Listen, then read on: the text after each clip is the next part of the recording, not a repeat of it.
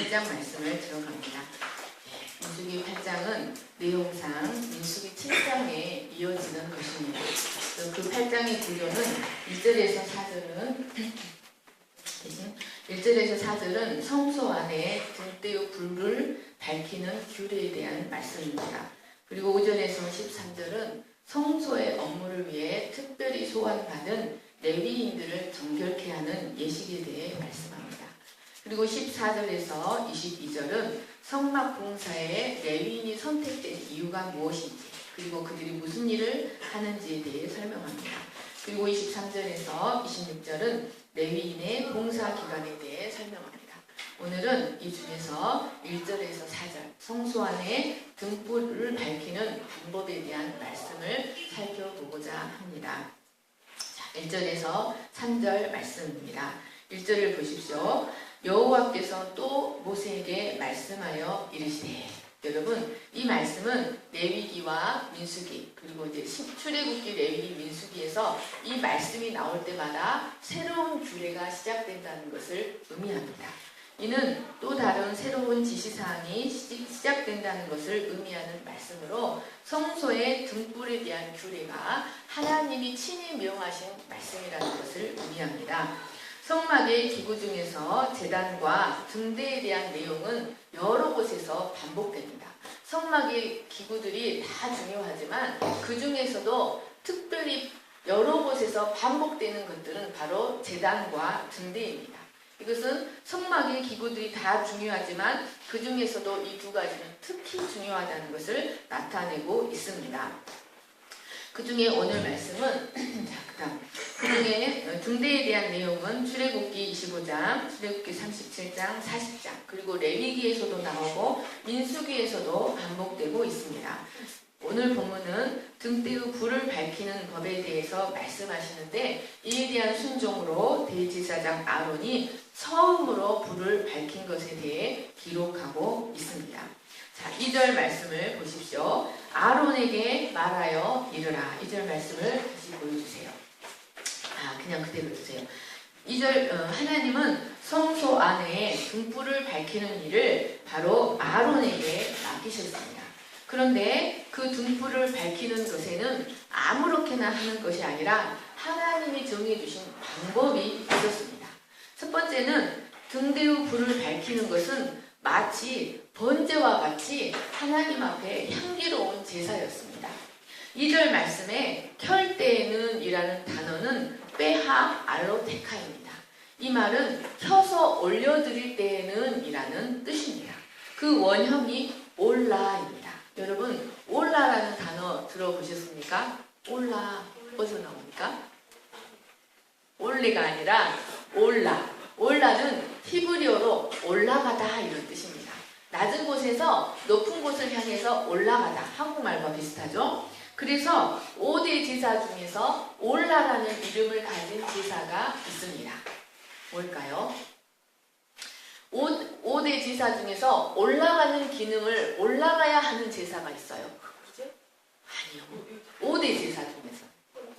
그렇습니다. 딩동댕. 우리 윤정 집사님. 거만나. 네. 번제가 바로 올라였습니다. 번제의 기능은 그 타는 향기가 하나님을 향하여 계속해서 올라가야 하는 제사였습니다. 이로써 하나님이 그것을 효명하심으로써 언약을 기억하고 인간의 죄에 대한 진노를 가라앉히게 하는 제사였습니다. 그런데 등대의 불을 밝히는 것이 마치 번제의 연기가 올라가서 하나님의 진노를 가라앉히고 하나님을 마음을 흡족시키고 하나님을 기쁘게 하는 향기로운 번제와 같다는 것을 의미합니다. 여러분, 이것이 왜 이 등대의 불을 밝히는 것이 왜 하나님 앞에 번제와 같은 향기로운 제사인지 우리가 그 등대의 의미를 살펴보면 알 수 있습니다. 두 번째로 대제사장이 이 등을 켤 때에는 그 등잔대 앞을 향해서 비추도록 켜야 했습니다. 이것은 등대 앞에 있는 진설병을 향하도록 배치하라는 말씀입니다. 여러분, 여기에는 너무나 중요한 영적인 의미들이 담겨 있습니다. 자, 4절 말씀을 같이 읽겠습니다. 시작. 이 등잔대의 제작법은 이러하니 곧 금을 쳐서 만든 것인데 밑판에서 그 꽃까지 쳐서 만든 것이라. 모세가 여호와께서 자기에게 보이신 양식을 따라 이 등잔대를 만들었더라. 여러분, 이 7 등잔대로 만들어진 황금 등대는 다른 성구들과 마찬가지로 모세의 생각이나 다른 어떤 누군가의 지혜로 만들어진 것이 아니었습니다. 그것은 하나님이 시내산에서 모세에게 보여주신 양식대로 만들어진 것이었습니다. 여기서 양식대로 만들어졌다는 말은 그 원형을 보고 본따서 모형으로 만들었다는 뜻입니다. 하나님은 출애굽기 25장에서 이 등대에 대한 지시사항을 세세하게, 등대를 만드는 법을 세세하게 지시하셨는데, 그 등대는 먼저 1 달란트 되는 정금 1 덩어리를 가지고 끊임없이 망치질을 해서 느리는 방식으로 만들었습니다. 여러분, 정금 1 달란트가 몇 킬로그램이라고 했죠? 제가 예전에 누구 체중을 비교해서 설명해 드렸는데, 정금 1 달란트는 35kg에서 40kg가 돼요. 정금 35kg에서 40kg가 시가로, 금을 저는 사랑하지 않아서 모르겠는데 23억 원 정도 된다고 그러네요. 이 약 40kg, 35kg에서 40kg의 정금을 계속해서 망치질을 해서 느리는 방식으로 만들어지는데, 이것은 이 덩어리가 절대로 끊어지게 해서는 안 됩니다. 그리고 다른 것을 갖다 붙여서도 안 되고, 오직 그 정금 1 덩어리를 계속 두들겨서 그 밑판과 연결된 그림을 보여주시겠어요? 네. 자, 밑판과 연결된 중심 줄기에서부터, 이 중심 줄기에서 3가지가 이렇게 양쪽으로 3가지가 나오면서 총 몇 줄기가 되냐면 총 7줄기가 되게 합니다. 그리고 그 줄기 위에는 등잔대가 있는데, 이 등잔대들은 살구나무 꽃의 모양으로 만들었습니다. 그리고 살구나무 꽃과 꽃받침 모양이 있어서 그 황금 등대는 마치 커다란 살구나무 형상과 같았습니다. 그래서 랍비 존승에 의하면 이것은 높이 약 1.5m, 너비 약 1m의 등대였다고 합니다. 그런데 이런 등대를 만드는 기술은 대단히 높은 기술이 요구되는 작업이었습니다. 그러면 여러분, 이 등대는 과연 무엇의 모형이었으며 하나님은 이것을 통해서 무엇을 우리에게 계시하여 주고자 하셨을까요? 첫 번째로, 이 등대는 죄로 인해 어두운 이 세상에 참 빛이 되시는 예수 그리스도를 예표하는 것이었습니다. 여러분, 광야에 지어진 성막에는 창문이 없었습니다. 그래서 그 성소는 밀실 구조로 만들어졌기 때문에 빛이 전혀 들어올 수 없었습니다. 이런 성소의 유일한 빛은 황금 등대 뿐이었습니다. 그런데 이 황금 등대에 기름이 채워지고 불이 밝혀지면 그 성소의 벽들은 다 황금으로 이루어졌어요. 그래서 그 등대의 불빛들이 황금 벽의 널판에 부딪히고, 또 황금 분향단에 부딪히고, 황금 진설병 상에 부딪힐 때 매우 찬란하고 아름다운 빛으로 가득하게 되었을 것입니다. 그런데 이처럼 빛이 전혀 들어올 수 없는 성소의 구조는 죄로 인해서 깊은 어둠이 내려앉은 이 세상을 상징하고 있습니다. 사랑하는 여러분, 이 세상은 죄로 인하여 흑암의 권세자, 어둠의 왕이 지배하고 있습니다. 이런 세상은 온갖 거짓과 오류로 가득하고 비진리와 악으로 가득 차 있습니다. 그러나 빛이 없기 때문에 사람들은 스스로의 힘으로는 진리를 발견할 수도 없고 진리를 향해 나아가지도 못합니다. 그 성소에 빛이 오직 황금 등대 하나였다는 것은 이런 세상에 빛은 오직 예수 그리스도밖에 없다는 것을 계시하고 있습니다. 사랑하는 여러분, 이런 세상에 진리의 빛을 비추어 주실 수 있는 유일한 분은 예수 그리스도입니다. 예수님만이 무질서와 혼돈으로 가득한 이 세계를 질서와 조화의 세계로 회복시키실 수가 있습니다. 그런데 그 등대가 7개의 등잔이라는 것은 실은 완전수입니다. 이는 그리스도가 완전한 빛이다. 참 진리의 빛이라는 것을 의미합니다. 그래서 사도 요한은 요한복음 1장에서 그 안에 생명이 있었으니 이 생명은 사람들의 빛이다. 참 빛, true light, 참 빛, 그 세상에 와서 각 사람에게 비추는 빛이 있었으니. 사도 요한은 예수님은 사람들에게 하나님의 생명, 육체의 생명, 푸시케의 생명이 아니라 조회의 생명을 주는 참 빛이라고 설명하였습니다. 그리고 선지자 이사야도 예수님은 하나님의 구원을 땅 끝까지 이루게 하는 이방의 빛이다. 열방의 빛이라고 예언하였습니다. 그리고 예수님 자신도 나는 세상의 빛이니 나를 따르는 자는 어둠에 다니지 아니하고 생명의 빛을 얻으리라 라고 스스로 선포하셨습니다. 여러분, 이 세상에서 나는 세상의 빛이라고 스스로 당당하게 말할 수 있는 자가 누가 있겠습니까? 우리 진섭 형제님, 우리 찬빈 형제님은 찬솔 앤드 찬빈, 찬솔 앤드 찬빈, 나는 내 가정의 빛이라 라고 말할 수 있겠지요. 그러나 그 빛들은요, 켜서 비추는 등불이에요. 예수님은 빛 자체이고 세례 요한은 켜서 비추는 등불이라고 했잖아요. 그래서 우리는 켜서 비추는 등불이에요.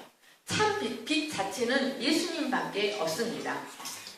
성경은 그 마지막에 가서 참 등불 되시는 예수 그리스도를 다시 한번 결정적으로 증거합니다. 계시록 21장 23절을 같이 읽겠습니다. 시작. 그 성은 해나 달의 비침이 쓸데없으니 이는 하나님의 영광이 비치고 어린 양이 그 등불이 되시니라. 그 등불이 누구라고요? 어린 양. 바로 하나님의 어린 양이 온 세상의 빛이다라는 말씀입니다. 과거의 세상이나 지금 세상이 다가오는 세상에서도 영원한 세상에서도 오직 예수 그리스도만이 진정한 빛, 참 빛이 되시는 것을 이 황금 등대가 증명하고 있습니다. 또 유대인들은 이 등대를 에덴 동산의 생명나무를 상징한다. 에덴 동산의 생명나무를 계시한다라고 믿었습니다. 왜냐하면 이 살구꽃은 이스라엘에서 봄이 되면 가장 먼저 피는 꽃이었습니다. 그래서 이 살구꽃은 부활, 생명의 소생을 상징했습니다. 그래서 이 살구꽃 모양의 등대는 생명나무다라고 믿었습니다. 여러분, 오직 생명과 부활의 주 예수 그리스도만이 우리의 생명나무가 되시고 우리의 참 빛이 되실 수가 있습니다. 여러분, 이 죄로 인해 죄와 죽음으로 인해 어두운 이 세상에 무엇이 참 빛이 될 수 있습니까? 죄 문제를 해결하시고 죽음의 문제를 해결하신 그리스도만이 참 빛이 될 수 있는 것입니다. 죄 문제를 해결하지 못하고 죽음의 문제를 해결하지 못하면 그것은 우리에게 빛이 될 수 없습니다. 그러나 여러분, 예수님은 십자가와 부활을 통해서 죄 문제와 죽음의 문제를 해결하셨기 때문에 우리에게 생명나무가 되시고 우리에게 참 빛이 되시는 하나님이십니다. 또한 이 등대는 그 그리스도를 통하여 성령 시대가 도래할 것을 예표하는 성구였습니다. 자, 두 번째로 하나님은 등대의 불을 밝힐 때에는 그 등잔 7개가 앞을 향하여 비추도록 밝히라 라고 말씀하셨습니다. 이것이 아론이 지켜야 할 등대에 대한 규례였습니다. 이 말씀은 등잔대를 어떤 방향으로 놓아야 하는가에 대한 말씀이었습니다. 여러분, 등대는 성소의 떡상과 마주대하게 하여서 그 떡상을 비추도록 배치되어야 했습니다. 성소의 구조 아시죠? 자, 여기가 언약궤, 지성소, 그리고 여기가 성소면 떡상, 분향단, 등대 이렇게 그래서 이쪽을 향해 비추도록, 물론 다 비추겠지만 아무데나 놓는 게 아니라 바로 이 떡상과 마주보도록 배치하라는 말씀입니다. 그러면 왜 이 등대를 떡상과 마주보도록 배치해야 했습니까? 자, 이렇게 함으로써 제사장이 성소 안에서 제사 활동을 할 수 있는 공간을 만들어 주었습니다. 1차적으로는. 또한 등대의 등잔은 분명한 방향성을 가지고 비추는데 바로 진설병 상을 향해서 비치도록 배치되어야 했습니다. 여러분, 이것은 성령의 사역이 무엇인지를 예표하는 것이었습니다. 성경은 이 등대의 7 등잔이 하나님의 7 영이다. 바로 성령의 사역을 계시하는 도구다라고 설명하고 있습니다. 자, 계시록 4장 5절 같이 읽겠습니다. 시작. 보좌로부터 번개와 음성과 울소리가 나고 보좌 앞에 켠 등불 7이 있으니 이는 하나님의 7 영이라. 보좌 앞에 켠 등불 7이 바로 하나님의 7 영, 성령이다 라고 말씀하고 계시는 것입니다. 이 등대는 그 구조가 중심 줄기에 이렇게 기름을 채우면 그 구멍이 뚫려 있어서 중심 줄기에 기름을 채우면 나머지 6가지에도 이렇게 기름이 채워지는 구조로 만들어져 있습니다. 그리고 이 등잔대는 결코 끊어지지 않게 그 한 덩어리를 치는데 그 조각이 한 조각도 여기서부터 떨어지지 않게 그리고 다른 조각이 여기서 붙는 것이 아니라 이 한 덩어리를 가지고 쭉쭉 쳐서 망치질해서 늘어서 만드는 것입니다. 그리고 그 구조는 단단한 밑판과 단단한 중심 줄기에 연결되어지도록 만들어져 있었습니다. 여러분, 자, 이 기름이 바로 성령입니다. 그런데 이 등잔대의 중심 줄기는 밑판에 연결되어 있는데 이 밑판과 중심 줄기는 바로 교회의 기초가 되시고 교회의 기둥이 되시는 그리스도를 상징합니다. 그리고 등잔 불을 켜는 것, 그리고 등잔 불을 손질하는 자는 제사장 아론입니다. 그런데 이 제사장의 손길이 기름을 공급하고 심지를 조종하고 까만 심지는 가위로 자릅니다. 이 아론은 바로 교회를 돌보시며 관리하시는 예수 그리스도를 예표하는 자였습니다. 그런데 그 등대가 진설병을 향해서 비춘다는 것, 그 등대가 진설병을 향해서 비춘다는 것은 이 진설병도 또한 예수 그리스도를 상징합니다. 또 이 진설병은 예수 그리스도와 하나님의 말씀을 상징하는 것으로 제사장들이 안식일마다 거룩한 곳에서 앉아서 이 진설병을 먹습니다. 그러니까 이 진설병은 예수 그리스도와 그의 말씀을 상징하는 것이었습니다. 그런데 이 등대의 7 불빛이 진설병을 향한다. 이것은 성령의 사역이 무엇인가를 우리에게 설명해주고 있는 것입니다.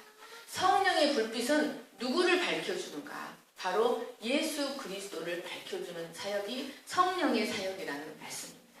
성령은 예수 그리스도를 높이기 위해 이 땅에 오신 분입니다. 성령은 말씀을 통해서 우리를 그리스도께로 인도하는 영입니다. 성령은 진리의 영으로 우리에게 말씀을 통해 그리스도를 밝히고 그리고 우리를 그리스도께로 인도하는 영이 바로 성령이십니다.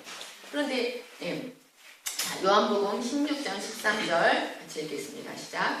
그러나 진리의 성령이 오시면 그가 너희를 모든 진리 가운데로 인도하시니 그가 자의로 말하지 않고 오직 듣는 것을 말하시며 장래 일을 너희에게 알리시리라. 그가 내 영광을 나타내리니 내 것을 가지고 너희에게 알리시겠습니라. 자, 그가 진리의 성령이 오시면 그가 너희를 모든 진리 가운데로 인도하시니 진리가 누굽니까? 예수님입니다. 성령이 하시는 일은 그가 우리를 예수님께로 인도하는 일을 성령이 하십니다. 그런데 그가 내 영광을 나타내리니 내 것을 가지고 너희에게 알리시겠다라고 말씀합니다. 그러니까 여러분, 이 기름은 기름 자체로 빛을 발할 수가 없어요. 그 기름은 이 중심 줄기에 이렇게 부어져서 이렇게 7가지에 채워져서 빛을 발하잖아요. 그러니까 이 성령은 그리스도로부터, 밑판 대신 그리스도로부터, 그리스도로 말미암아, 그리스도를 위하여 그리스도를 향해 역사하는 영이 바로 성령이라는 말씀입니다.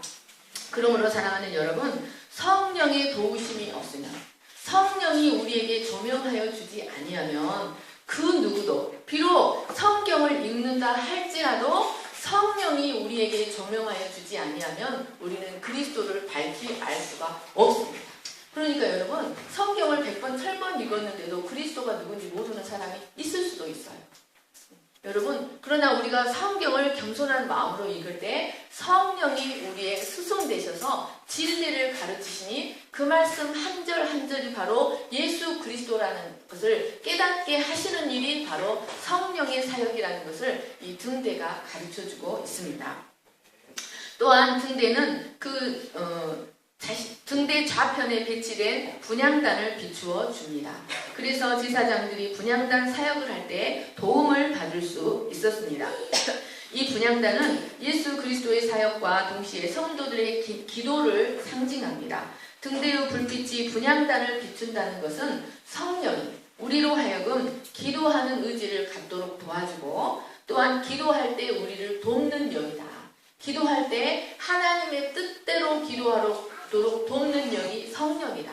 그리고 기도할 때 응답에 대한 확신을 갖도록 돕는 영이 바로 성령이라는 것을 계시하고 있습니다. 세 번째로 진설병은 12지파를 상징합니다. 예수 그리스도를 상징하면서 동시에 12지파를 상징한다는 말씀입니다. 이 진설병 상은 이렇게 진설병 상이 이 12떡을 이렇게 떠받치고 있어요. 이것은 이 이스라엘 12지파를 예수님께서 떠받치고 있다는 것을 상징합니다. 그런데 이 예수님께서 떠받치고 있는 이 12지파를 상징하는 떡을 향해서 등대가 비친다는 것은 하나님이 그들을 완전한 빛 가운데서 그들을 통치하고 그들을 지키고 돌보시고 인도하고 계신다는 것을 상징합니다. 여러분, 이 여기서 비춘다는 단어는 민수기 6장에서 살펴보았던 아론의 축복 기도에서 나오는 단어와 같은 것입니다. 여호와께서 그의 얼굴을 내게 비추사라고 같은 단어인 것입니다. 그러니까 등잔대의 비추임은 이스라엘을 향한 하나님의 은혜의 비추심을 모형적으로 보여주는 것과 같았습니다. 그런데 특별히 이것은 여러분, 진설병은 이스라엘 12지파를 상징하면서 동시에 무엇을 상징하냐면 이스라엘의 양식을 책임지는 하나님을 상징해요.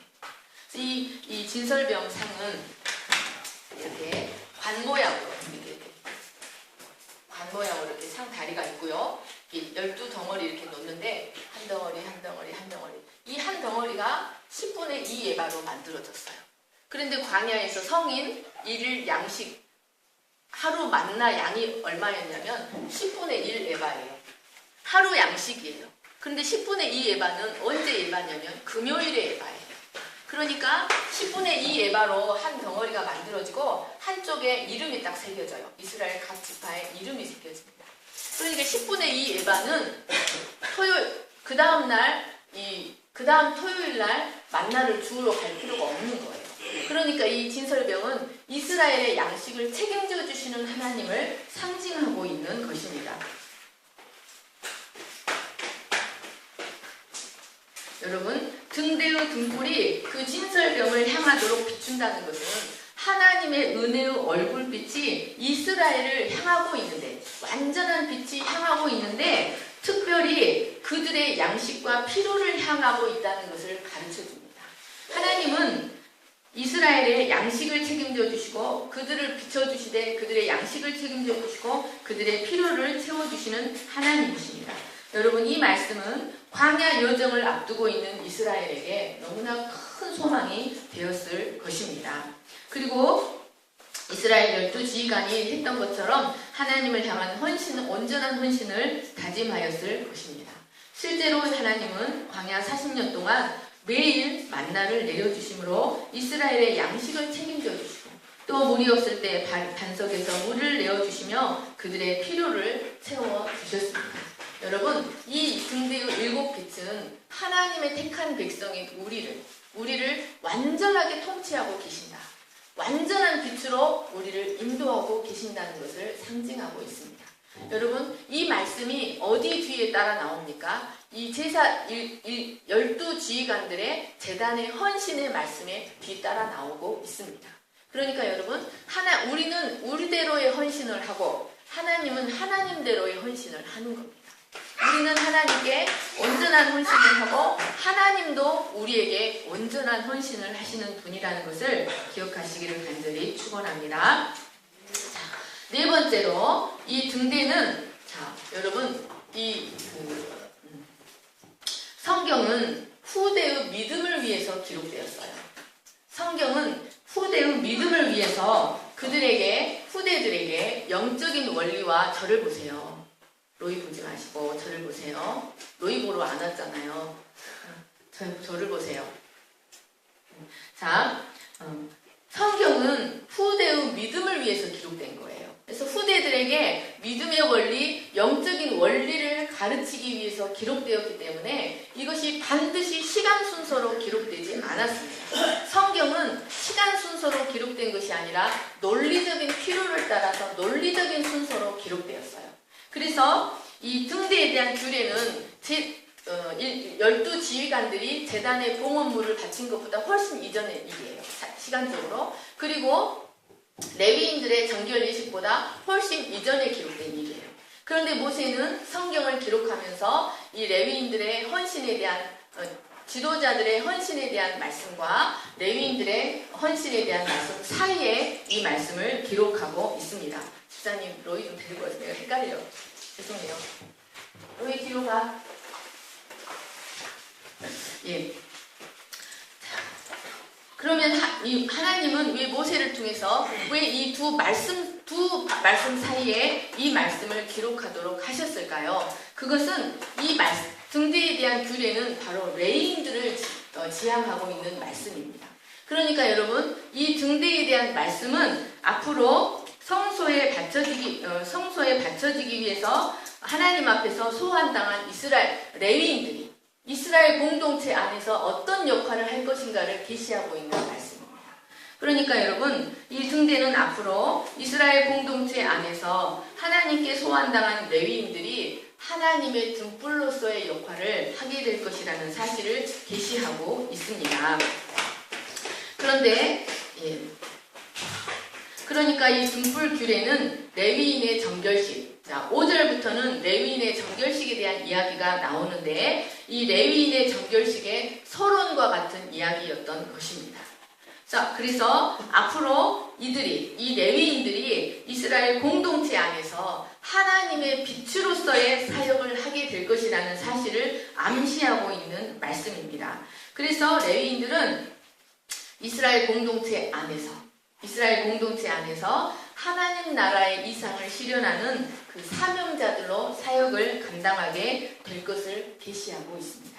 그래서 여러분, 레위인들은 다른 지파는 다 하나님으로부터 땅을 받아서, 그래서 제비뽑기를 해서 땅을 기업으로 받아서 자기 지역에 이렇게 모여서 살았단 말이에요.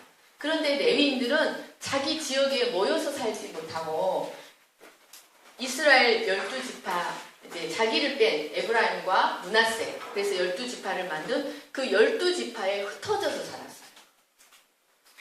여러분, 소금이 배추에 간을 들게 하려면 소금을 한 곳에 모아놓으면 됩니까? 안 됩니까? 안 돼요. 어떻게 해야 됩니까? 권사님? 주무시고 계십니까? 배추에 간이 들려면 소금을 어떻게 해야 돼요? 잘 쳐야 되는데 어떻게 잘 치냐면 싹 뿌리는 거예요. 골고루 싹 뿌리는 것이 간을 잘 들게 하는 거예요. 그런데 이 레위인들이 빛의 역할, 이스라엘 공동체 안에서 빛의 역할, 소금의 역할을 잘 하도록 하기 위해서 하나님은 이 레위인들을 자기 지파끼리 모여 살지 못하게 하시고 싹 이스라엘 전역에 흩어버리셨어요. 자, 여러분, 이것은 궁극적으로 이스라엘의 사명이 무엇인가를 계시합니다. 그래서 하나님은 이스라엘도요 싹 흩어버리셨어요. 그리고 더 나아가서 온 세상에 진리의 빛을 밝혀야 하는 우리들을 상징하고 있는 것입니다. 그래서 우리가 모였다가 흩어지는 겁니다. 그래서 우리는 모이는 공동체, 흩어지는 공동체인 것입니다. 이 등대 규례는 이 앞으로 이스라엘 공동체 안에서 레위인들이 어떤 역할을 할 것인가, 그리고 그 레위인들은 궁극적으로 이스라엘을 가리키는 거예요. 그리고 그 이스라엘은 결국 우리를 가리키는 겁니다. 자, 계시록 1장 20절을 같이 읽겠습니다. 시작. 내가 본 것은 내 오른손에 7별의 비밀과 또 7금 촛대라. 7별은 7교회의 사자요. 7교회의 사자요. 7촛대는 7교회입니다. 여러분, 이 예수님이 설명해 주시기를 이 7금 촛대는 7교회다라고 말씀하고 있는 것입니다. 그런데 반모섬에 끌려갔던 사도 요한이 환상 중에 7금 촛대를 보았습니다.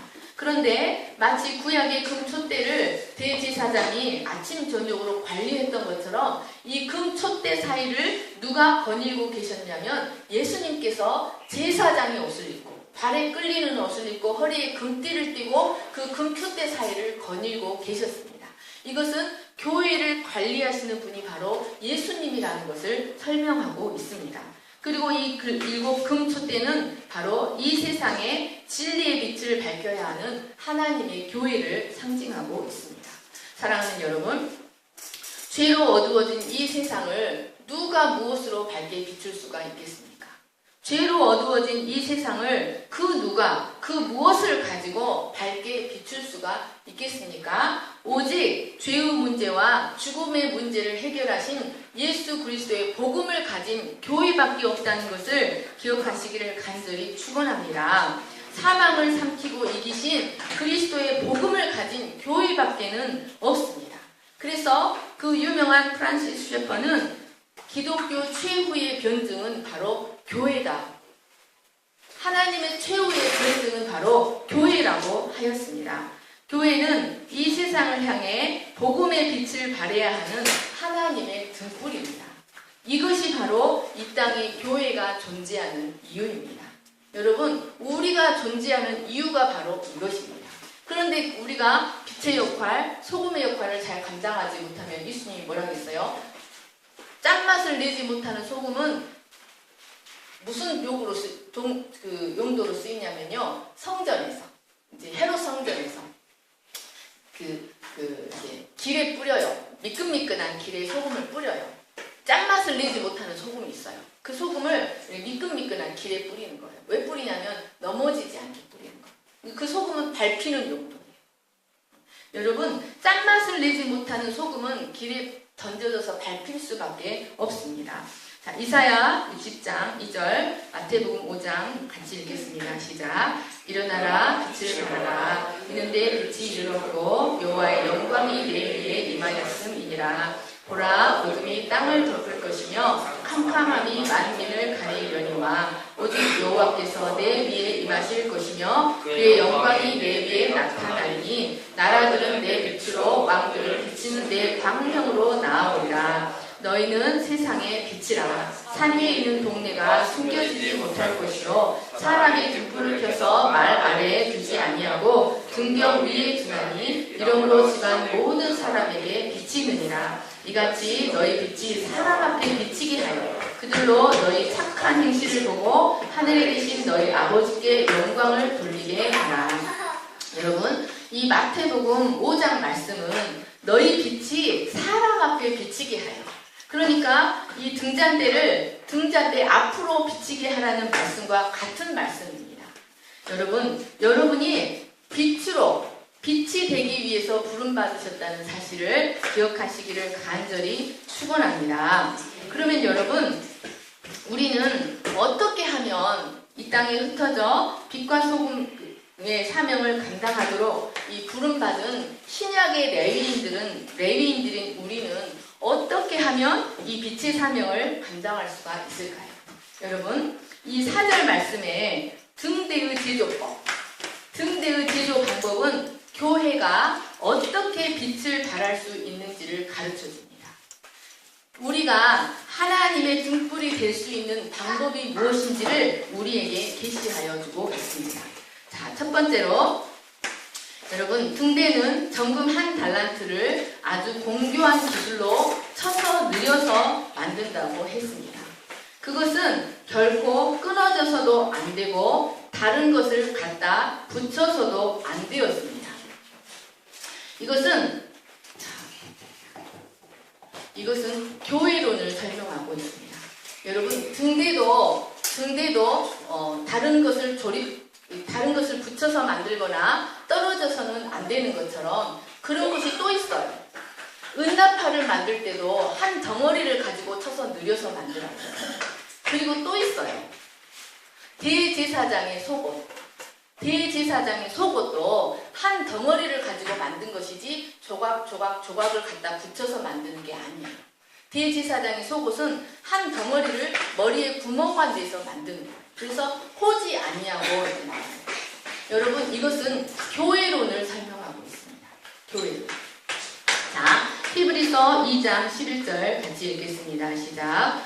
거룩하게 하시는 이와 거룩하게 함을 입은 자들이 다 한 근원에서 난지라. 그러므로 형제라 부르시기를 부끄러워하지 아니하시고. 여러분, 이는 하나님의 백성으로 예정된 자가 그리스도의 몸의 지체가 될 수 있다는 것을 보여줍니다.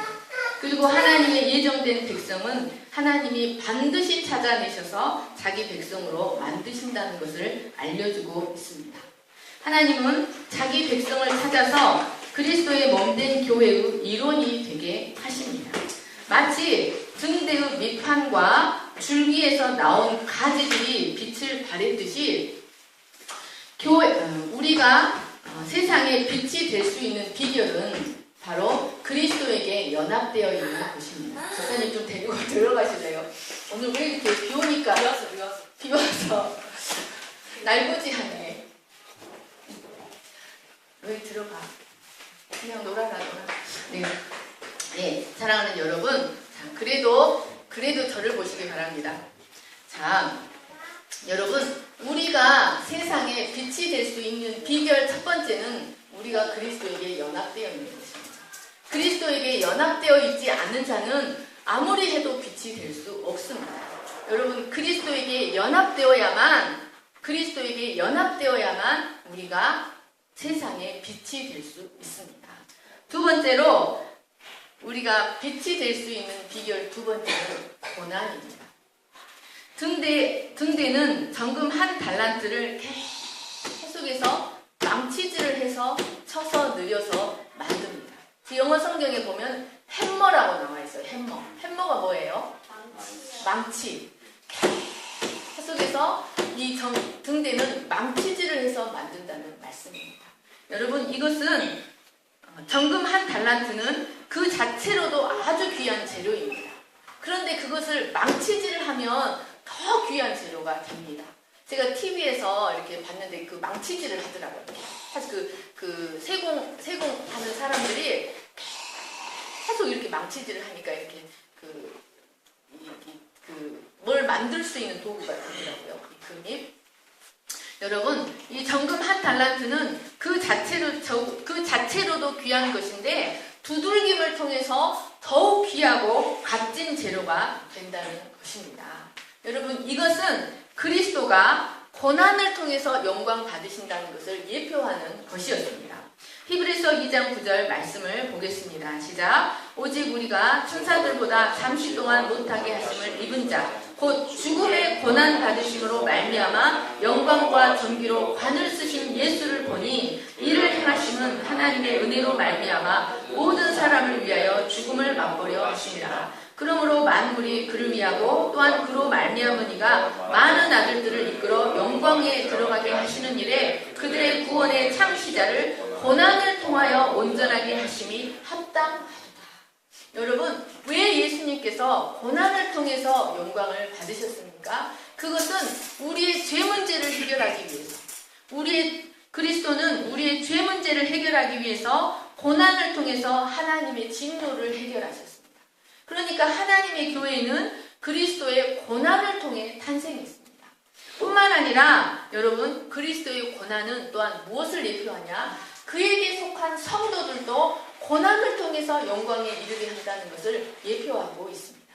여러분, 하나님은 우리에게 고난을 주시는 이유는 우리의 죄를 단련하기 위함입니다. 첫 번째는 그 고난을 받아야 여러분 우리의 죄가 끊어집니다. 우리 속에 있는 죄는 고난이 아니고는 끊어지지 않습니다. 고난을 통해서 우리의 죄를 끊어지게 하시고 고난을 통해서 영광에 이르게 하셔서 그 고난을 통해 정금 같은 믿음을 갖게 하십니다. 여러분, 이 정금 같은 믿음, 정금은요 퓨어 골드예요. 트루 골드, 퓨어 골드.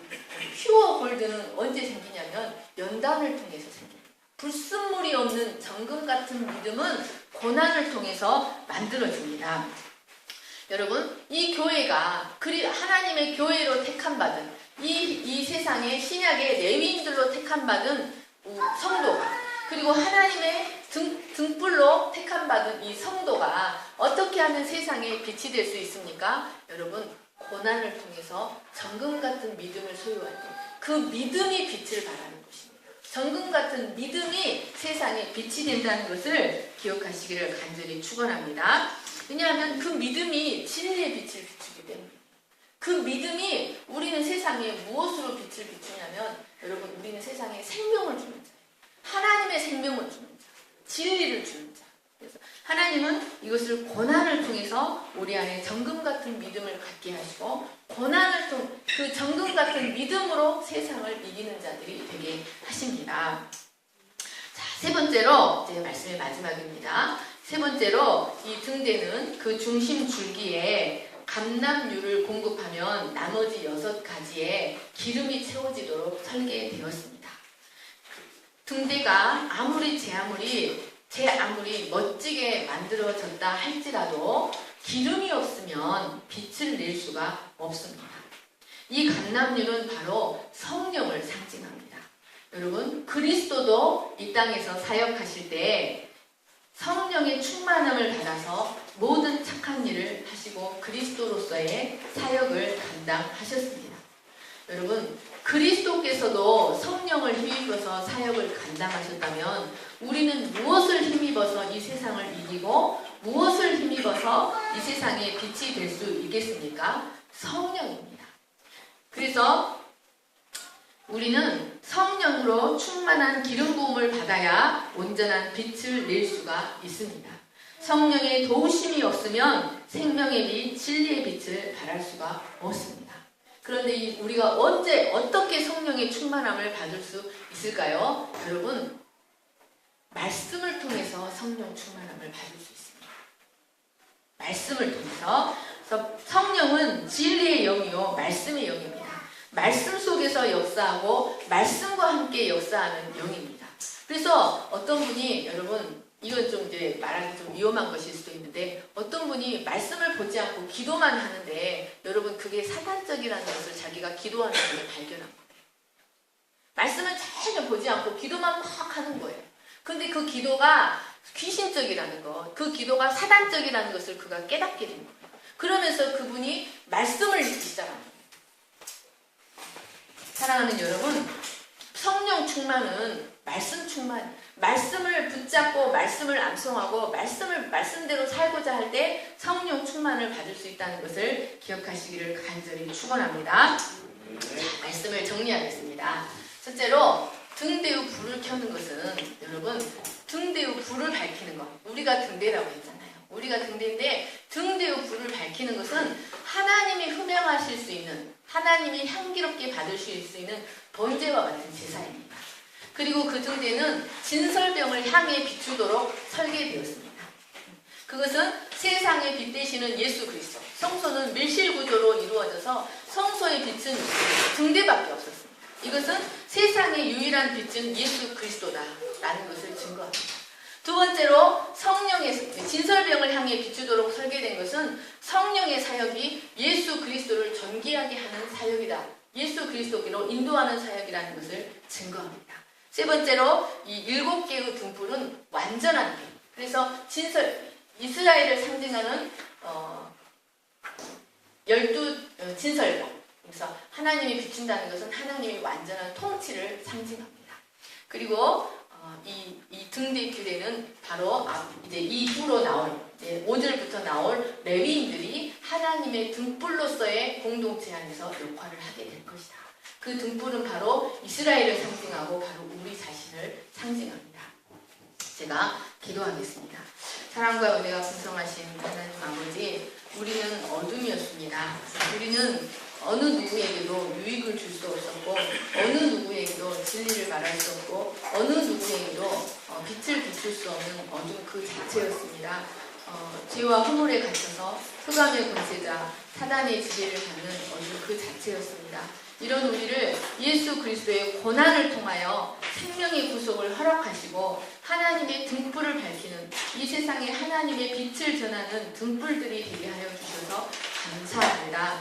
하나님 아버지, 우리가 우리를 빛으로 부르신 등불로서의 역할을 감당하기 위해서는 우리가 예수 그리스도에 온전히 연합되어 있어야 한다는 것을 기억하게 해주시기를 간절히 기도합니다. 하나님, 그 말씀을 먹지 아니하면 너희 속에 생명이 없다고 말씀하셨습니다. 우리가 그리스도와 연합하지 아니하면, 그리스도의 말씀을 먹지 아니하면 우리에게 생명이 없다는 것을 기억하게 하시고, 말씀을 통하여 그리스도와 연합하는 자들이 될 수 있도록 도와주시기를 간절히 기도합니다. 또한 우리가 성령의 충만함을 입어서, 또한 고난을 통하여 하나님, 우리에게 고난이 다가올 때 그것을 이상한 일 당하는 것 같이 이상하게 여기지 아니하고 우리에게 정금 같은 믿음을 주시기 위하여 하나님이 허락하신 고난이라는 사실을 믿고, 그 고난 가운데서도 하나님 앞에 진실한 믿음으로 헌신을 다짐하는 저희들이 되게 하여 주시기를 간절히 기도합니다. 그래서 우리 스스로 빛을 비추는 것이 아니라 하나님께서 우리 안에 역사하심으로 우리는 켜서 비추이는 등불이 되게 하실 것을 믿습니다. 우리가 이 세상에서 등불의 역할을 감당할 때 우리가 하나님의 영광을 바라고 우리 안에 큰 즐거움이 있게 될 것을 믿습니다. 또한 성령의 충만함을 입어서, 말씀을 통하여 성령의 충만함을 입어서 빛의 역할을 감당함으로 우리 안에 그리스도의 영광이 가득하게 하여 주시기를 간절히 기도합니다. 감사하며 부르가신 예수님의 이름으로 기도하였습니다. 아멘. 시선 찬양하시면서 예물 드리겠습니다.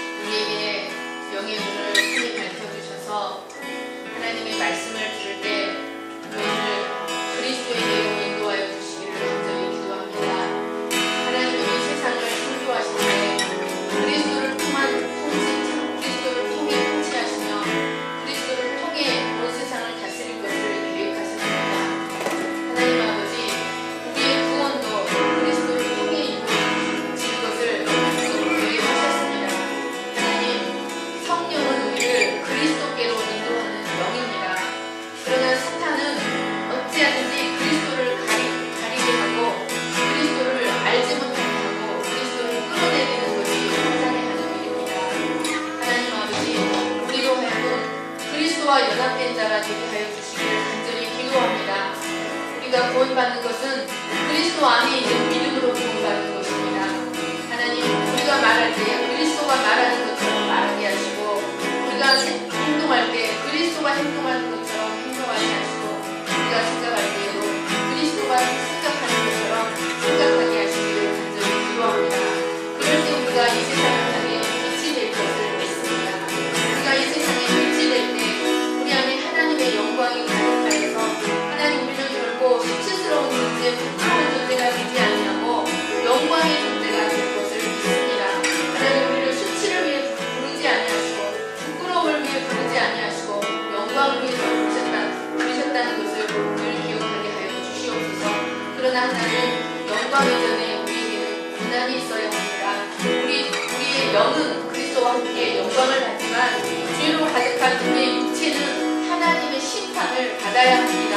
이를 통해서 우리 안에 죄가 끊어져야 우리가 하나님의 영광을 나타낼 수 있는 등불이 될 수 있습니다. 하나님, 또한 고난을 통해서 우리가 말씀에 생겨나고, 고난을 통해서 성령이 우리 안에 들어오셔서 우리는 성령이 운행하는 존재, 성령이 지배하는 등불이 될 수 있습니다. 하나님, 우리 자신을 하나님 앞에 등불로 온전히 헌신하게 하여 주시옵소서. 우리의 먹고 사는 것, 우리의 먹고 입는 것, 우리의 삶의 모든 순간이 하나님 앞에 빛을 발하는 등대와 같은 삶, 번제와 같은 삶이 되게 해주시기를 간절히 기도합니다. 그래서 먹든지 마시든지 앉든지 서든지 눕든지 자든지 우리가 하나님의 영광을 위해서 하나님의 등대로서의 사명을 감당할 수 있는 저희들이 되게 하여 주시옵소서. 이제는 우리 구주 예수 그리스도의 은혜와 하나님 아버지의 거룩하신 사랑과 성령 하나님의 감동하심과 교통하심이 우리의 부르심을 깨닫고 등대로서의 사명을 감당하기를 소망하는 모든 무리 위에 영원토록 함께 하시기를 간절히